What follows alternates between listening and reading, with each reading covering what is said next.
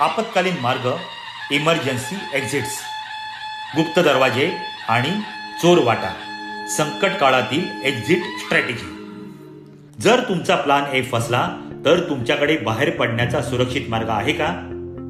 शिवरायांनी प्रत्येक किल्ल्यावर चोर दिंडी आणि गुप्त दरवाजे ठेवले होते, कारण अडकलेला राजा स्वराज्य गमावू शकतो, पण निसटलेला राजा पुन्हा स्वराज्य उभं करू शकतो.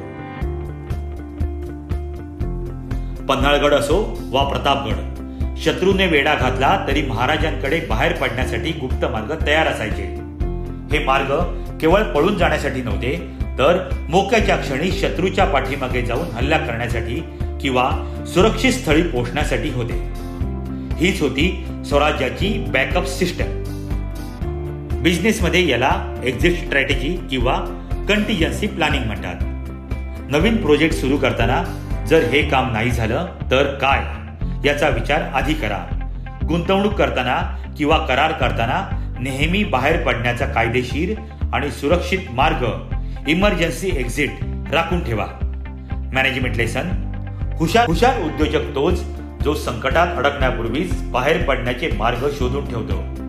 तुमच्याकडे जेवढे जास्त पर्याय असतील तेवढा तुमचा बिझनेस जास्त सुरक्षित असेल. तुम्ही तुमच्या बिझनेसमध्ये कोणत्या संकटासाठी बॅकअप प्लॅन तयार केला आहे का? कमेंटमध्ये नक्की सांगा.